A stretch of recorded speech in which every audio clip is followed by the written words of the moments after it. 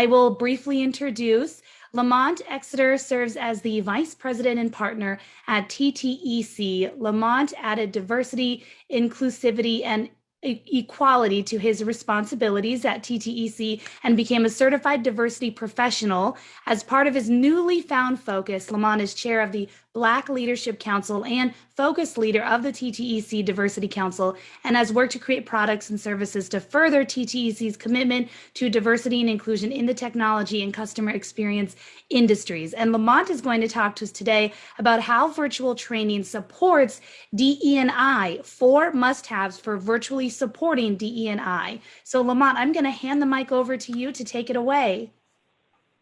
All right. Well, good afternoon, and thank you for having me, and thank you for connecting again. On today's topic, as Charlene talked about, we're going to be getting into some of the topics that Michael and the other panelists just finished chatting about. So in today's world, we're virtual. We are interacting virtually, and with all that said, diversity, equity, and inclusion become really hot topics because it's not just a one-time event. I want to give a lot of kudos to the Opal team because last week they had a fantastic session focused on diversity. And it's good that we have a chance to continue that discussion today because it's not just a one-time thing. Diversity, the conversations around it, the conversations around whether it's Black Lives Matter, the anti-Asian hate, the LGBTQ community and what they're experiencing with this being Pride Month, along with other longstanding issues, including the Me Too movement and all those topics, they play an absolutely prevalent and important role in today's society. So what we decided to do is just talk about 4 things that we as experts or as we as practitioners or organizations and leaders can do to help support employees when they're in this new virtual world. Well, let's take a step back and say, who am I and why am I here? I have the opportunity to work with TTEC for the last 23 plus years. Throughout that time period, we've worked with a host of different partners, including Class. And Class have just been amazing partners. They're a new technology that's out on the marketplace that work with Zoom. And when we met with Class and their leadership, it was about adding new elements to this virtual experience to remove the mundaneness of a traditional Zoom call. And while speaking with them, we started to talk about how their workplace continues to evolve with everything that's going on in this world and how they're pushing these uncomfortable conversations and making these uncomfortable conversations comfortable, or at least getting people ready to have them. And at TTEC, this is something that we pride ourselves on. We have a larger organization around the world, and we've had to navigate these conversations for a long time, traditionally in a face-to-face world and how you interacted there. Now in this virtual world, we took all of the best practices that we had from our virtual interaction and our robust work from home solution, and we blended it with the ever-growing emphasis that we have on diversity to push the conversation to get comfortable with the uncomfortable. And what we're going to be going through over the next 20 odd minutes here is our tips on ways to get comfortable with these conversations. Now, organizations, we're going to start with the beginning. Organizations traditionally identify the fact that they need help, that they may not have all the right people in leadership positions that are able and equipped to talk about this. So let's hire professionals. And the reason why we're calling this out is, number one, there are people who have been doing this for 5, 10, 15, 20, 25 plus years. They are used to having these conversations. They've navigated it. They've talked about diversity, equity, and inclusion before it was inclusivity, diversity, equity, and inclusion.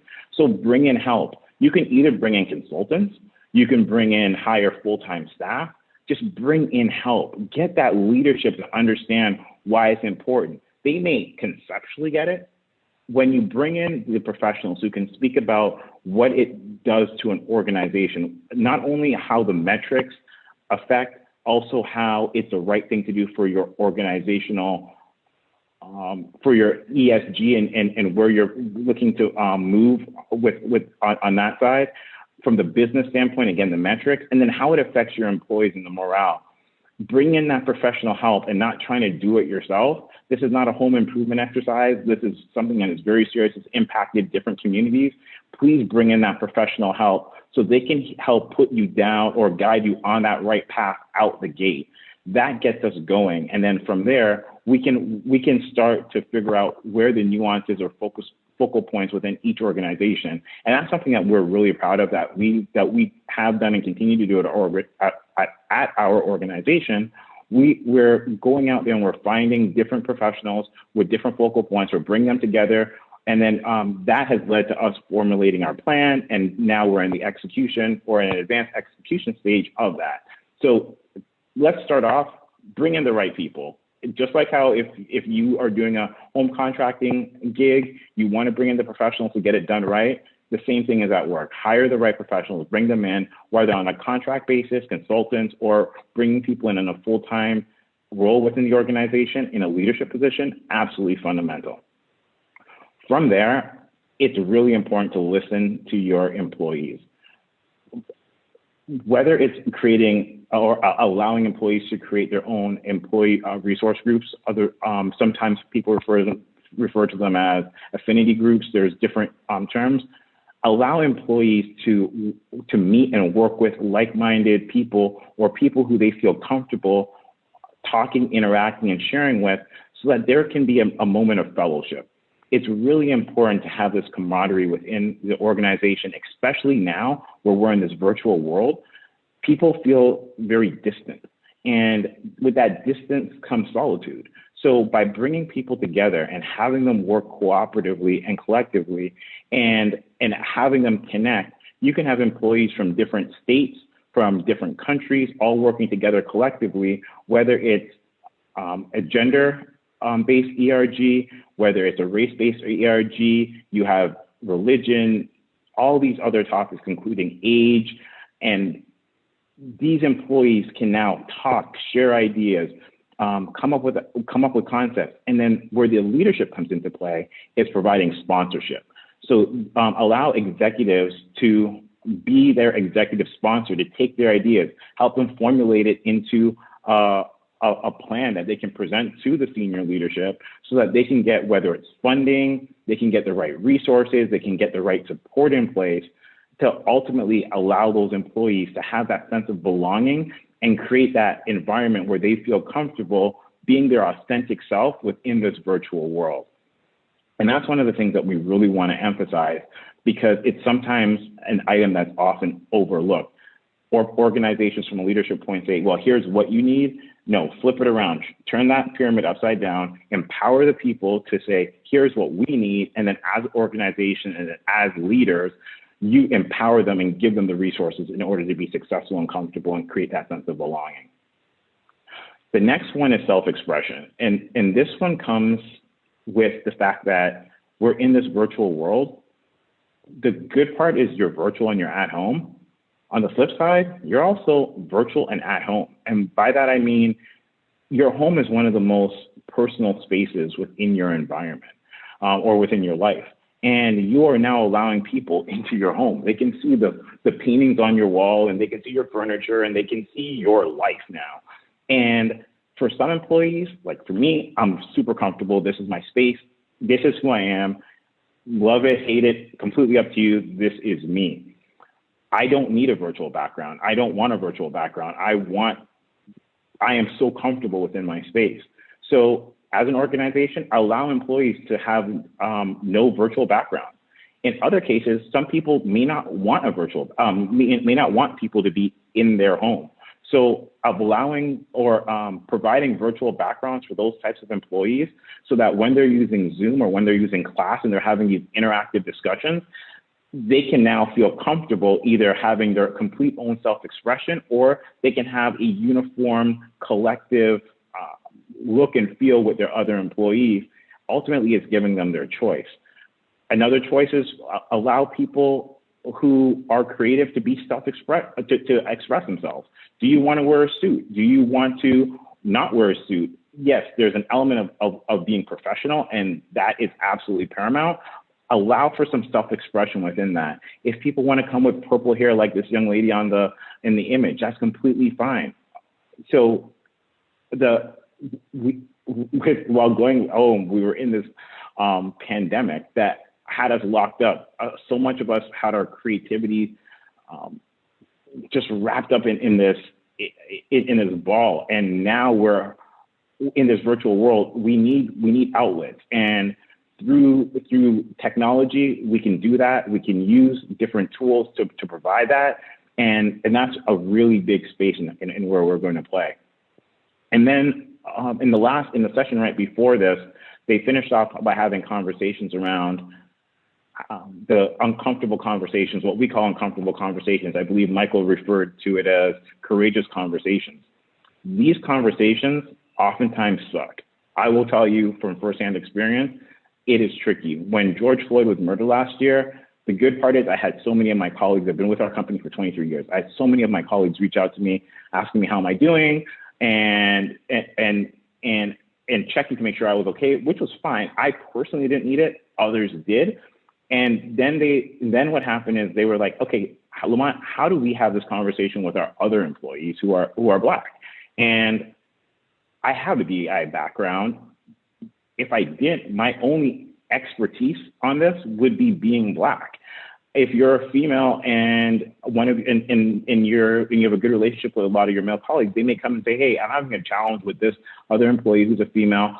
How do I approach it? And and what I've heard from my team my team, and by the way, I have 3 amazing females who I work with on a daily basis. Each one has their own way and their own unique perspective on addressing it. There is no cookie cutter way. There's no one right answer. So depending on who you go to and the day you go, you can get a different answer from me. You can get a different answer from people from different marginalized groups. So the question is, how do we prepare them, and how do we equip our managers and our leaders to be able to have these uncomfortable conversations and get practice, get feedback before they have to have them? One way of doing it is by starting off with just having fundamental training. Here's the fundamentals of this. Here's how you listen, you acknowledge, you support. Those are all absolutely critical. It goes beyond that, because while you go through that in the training, you oftentimes don't get a chance to do the practice. I had the opportunity to speak with Natalie from class yesterday, and we had this long conversation about workshops. And what she was saying is, when she, as a practitioner, when she facilitates these, she oftentimes does not have the opportunity to go back and do a lot of role plays and practice, and people will come up to her after class asking for more support, and she just doesn't have the time to do so. So we all ran into this. So what we did at TTEC is we created a platform where employees can practice. They can get objective feedback. They can practice in a safe environment. And now we're able to equip our leaders with the right tools and the right environment so that they can get feedback, and it will allow them to have these difficult and uncomfortable conversations. And not only are these tools available to them, it's also available to their employees across the board.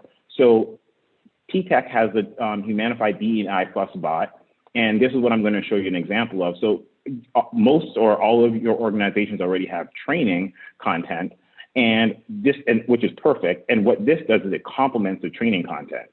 So what would happen is an employee, while they're going through training, they may need to have practice on how to have a conversation on a variety of topics.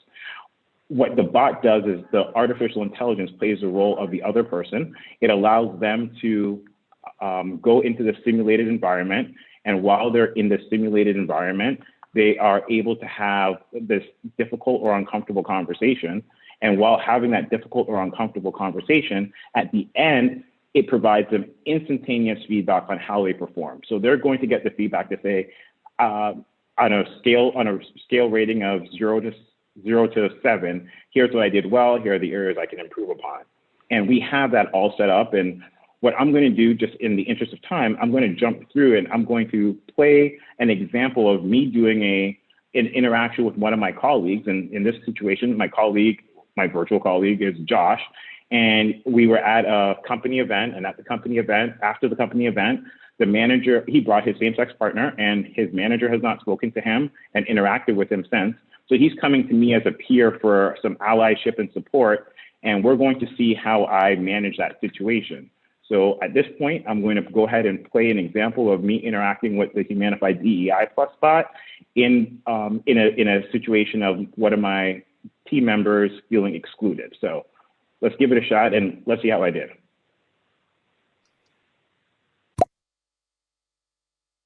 You will speak to your team member, Josh.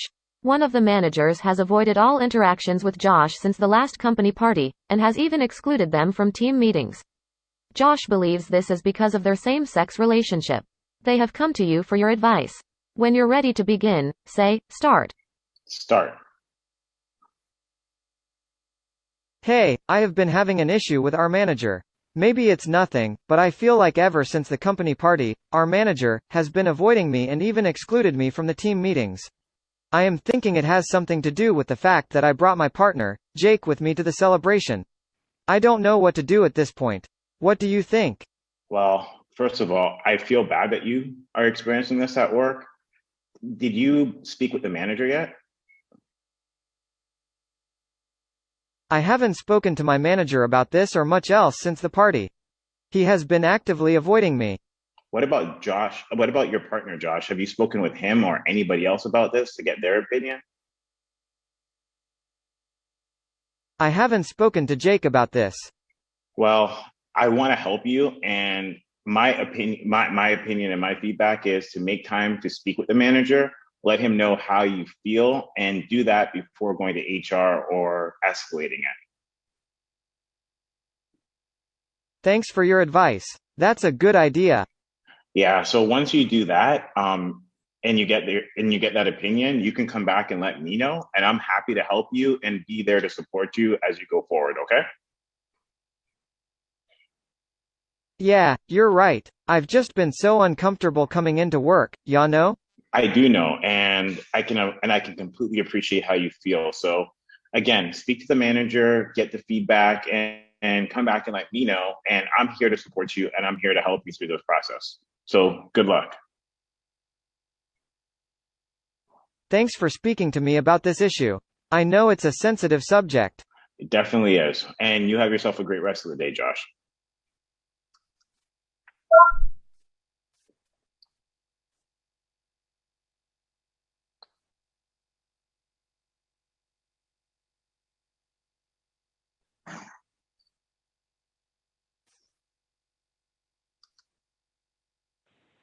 So in that situation, as you saw, I did a fairly good job. I got a 5 out of 7. It shows what I did well and the areas that I can improve upon. So you'll see that it shows my strengths, my areas of opportunity.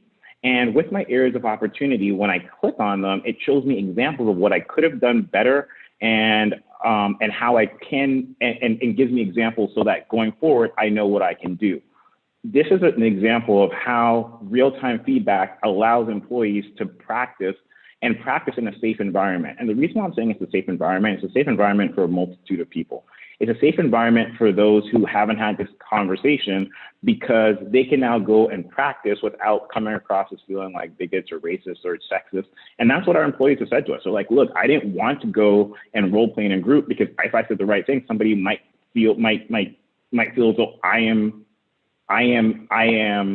a bad person. And instead, now they can interact with this bot. It's safe. They're getting the feedback. And that was a big win for them. On the other side is, I can tell you exactly what happened when George Floyd, so many people came to me, it just got overwhelming. And now folks can go and it takes the onus off of that minority group that they're not getting bombarded with, hey, I want to practice with you, I want to practice with you, I want to practice with you. So those are just examples of how this works in a positive way. Now, this could have gone tremendously poorly. And while that was a decent example of how things can go, I'm now going to show you what can happen if it doesn't go too well.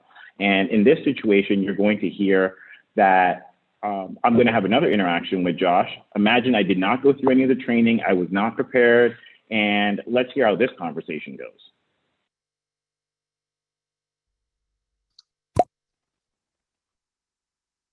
You will speak to your team member, Josh. One of the managers has avoided all interactions with Josh since the last company party, and has even excluded them from team meetings. Josh believes this is because of their same-sex relationship. They have come to you for your advice. When you're ready to begin, say, start. Start. Hey, I have been having an issue with our manager. Maybe it's nothing, but I feel like ever since the company party, our manager has been avoiding me and even excluded me from the team meetings. I am thinking it has something to do with the fact that I brought my partner, Jake, with me to the celebration. I don't know what to do at this point. What do you think? Well, Josh, I know the manager's been really busy. Could it be that you're overreacting? I don't think you're overreacting at all. I genuinely feel as if he has something against me. And whatever that is, started after the party. Well, Josh, he's been fine with me. I'm not disputing that you may have feelings. It's just, you have to understand, everybody's busy. I get that, but I just really feel that he's boxing me out of everything. I assume he's uncomfortable, but I would rather he have a conversation with me instead of treating me like an outcast. Well, maybe he is uncomfortable. Not everybody is comfortable with same-sex relationships like I am. So it's something that you might just have to deal with. Sorry, Josh. Thank you. All right, take care.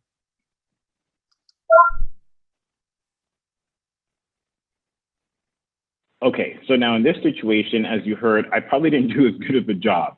It shows that I failed the scenario, and I didn't listen, I didn't address the needs, I didn't act. So the good part is, with regards to the feedback here, if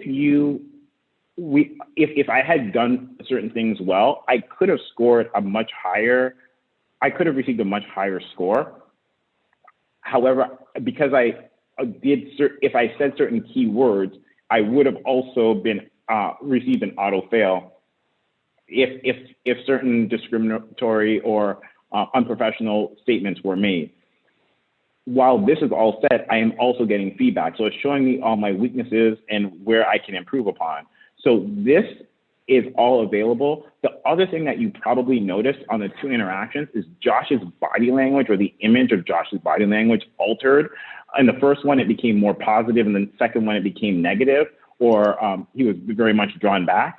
That is the real-time feedback that you get while you're going through. And then at any point on the right-hand side here, you're seeing that you're also receiving speech to text. So you're seeing the full transcript of a conversation. The reason why we wanted to show you this is, in today's world, Zoom and other technologies like Zoom have become so popular, and it has allowed us to interact in this virtual world, which is absolutely fantastic. Yet with that, it comes a lot of responsibilities. Like if you're into comic books, Peter Parker's uncle said, with great power comes great responsibility. So as organizations, we have a lot of responsibility. We have our employees allowing us into their homes, and we have to respect that. And we have to give our employees the tools and capabilities so that they can be successful. And whether that is the interactiveness that class has, or some of the real-time feedback and benefits that you get by practicing these conversations, these uncomfortable conversations with the Humanified DEI Plus bot, it's all very relevant, and it's all things that organizations need to take into consideration in order to make sure that our employees are best prepared for success in this virtual world. So on that note, I am going to reach out to my co-host here, Charlene, to pop back in, and there you are. I'll stop sharing. And did you have any questions or comments for me, please? I do. Thank you, Lamont. We have a question from the audience, and this one is like You're a bit faint. Oh, can you hear me all right now?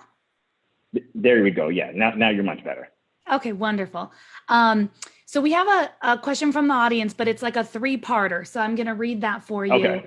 Jason is asking if you have the ability to hire in a DE&I professional, like a director for DE&I, for example, does it matter where that person sits? Within HR, within L&D, shared resources, reporting to the CEO? Basically, does it matter, or does it change the impact depending on where they are placed within the organization? The short answer is yes. It does make a difference. And one of the best practices that we have learned over the past several years in dealing with this is to have that person report directly into the CEO. or one of the chief leaders. The rationale in this is some of the DE&I, you're not police, you're not a support group, and some of the items that HR may not want to address, or maybe HR or people may be coming and saying, hey, HR is not doing this, or human resources are not doing, they're not doing this, we need help. That's where the separate viewpoint goes directly into leadership. The other aspect of this answer is it is such a major topic now, as we talked about, Me Too movement and all the gender equality issues. We had Black Lives Matter, and the whole George Floyd murder blew up last year. And with that, there's been so many others. His was the flagship one that unfortunately drove to us to bring it into prominence.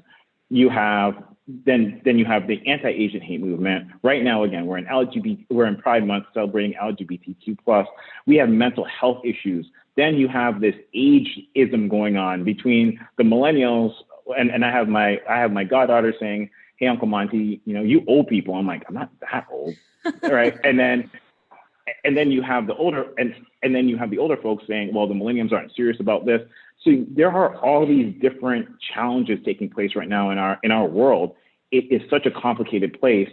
That's why it requires this specific spotlight and attention on what we're doing. So that's why we strongly suggest, and myself and my fellow DEI practitioners have come to the point, this needs to be separate directly into the CEO and that leadership.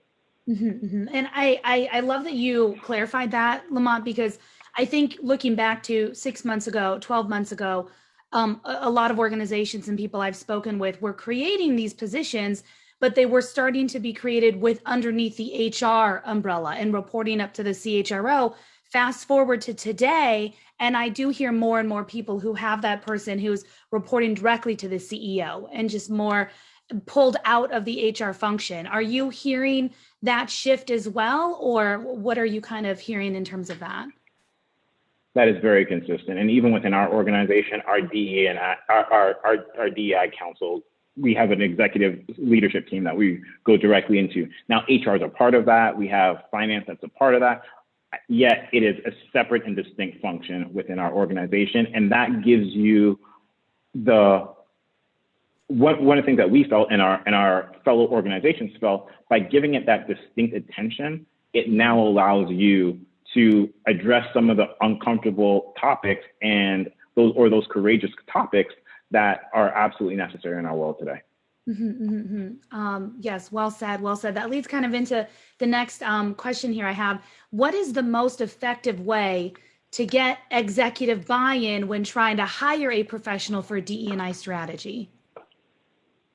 The first part is you have to admit that you have a problem. And I don't know a company out here right now that does not have this problem. The world has this problem, so we have to have this problem. The question is, how serious do you want to take it? Is it something that we just want to wave a flag and say, okay, we're going to change our colors this month on our logo because it's Pride? Is it something that we want to donate a few dollars to different movements? If that's the case, then come to terms with that. But be bold and say, this is where we stand. It's not that big of a topic for us. Mm-hmm. If you are going to say that this is a big topic for you, then that in itself is your business case. Now, if you want to go beyond that, you can read a report from anybody from Gartner to Boston Consulting Group to there are so many out there that show you what the benefits are around this. Alongside that, if you're dealing with a lot of partners and vendors, ESG is a metric that is being measured now. It is being measured publicly on publicly traded companies. Our partners have started to come to us to say, what are you doing around this topic? Because it's going to affect our ratings with them, and that's going to determine how we partner and who they partner with. So it is affecting the core of business today. And if it hasn't affected their bottom line or their top or bottom line today, it will in the next few months. And that in itself is a business case. So if you wait too long, it's just too late. Mm-hmm, mm-hmm, mm-hmm. Something I want to transition to, which also I think does link to business impact. And I heard it from our diversity event last week. And that is, how can organizations effectively and consciously use ERGs? So we've talked in previous discussions about the business impact of ERGs. Would love to hear your insights in how organizations can overall effectively, use ERGs. We need to listen to our employees. And one of the big, so I'm going to break it down. One, listen to the ERGs, take notes on what they're asking for. Number two, give them executive sponsorship, because oftentimes members of those ERGs, they have great ideas. They don't know how to formulate it into a business plan that shows what the business input is or business output is. So by giving them an executive sponsor, somebody from a leadership position to say, okay, I like your ideas. Now let's formulate it. And this now becomes something that's tangible. We can take your ideas and make them into a plan and put it in a financial model or a business model that our leadership can appreciate. That is a big deal, because the ERG oftentimes they have the passion and they have the personal experience. Turning that into the business model is absolutely imperative. And then put time and energy into it. Yes, there's money also. One of the things that we're really proud of with our leadership is they invested time into it. And like anything else, if you put time into anything, you become better at it. Whether it's running, cooking, eating cookies, whatever it is, whatever you put your energy into, you're going to be better at it. So if you want to train and run a marathon, you're going to start practicing the same thing. If you want to get better at the diversity realm, listen to what your employee resource groups want. Give them executive sponsorship to help them formulate that plan and put into a business model that your organization accepts, and then spend time supporting them so that they could get it. And quite frankly, the other piece, bring in some professional help so that they could understand, because they're oftentimes walking blind, and the blind leading the blind is never good. So bring in professional help and dedicate some time to them so that they can get the right resources and support. Mm-hmm, mm-hmm. Perfect. Thank you. Lots of little steps there, but I think that they absolutely tie together. And we are hearing more and more about the use of ERGs. And I know that there's other acronyms as well within different organizations, but I hope people understand exactly what we're talking about there. Another question, we do still have time, Lamont. And this, I think, comes hand in hand with the discussion of bringing your authentic self to work. And that is, how do you draw the line between showing up to work as yourself, but also maintaining that professionalism? Insights to that. A lot of companies do. There's an element of common sense and there's an element of individualism. So when you're going to a meeting, know the meeting that you're going to, or the work, whether it's virtual or in person, and look and say, what is the appropriate dress code, and dress to, I like to dress above and beyond that dress code. But yet people like and I'm going to call out my father here for a moment. My father hates my dress code. He's like, you shouldn't be wearing purple suits. Like, you should just black and blue and keep it really standard. Well, that's boring to me. So I need to add a bit of spice to it. And that's the balance.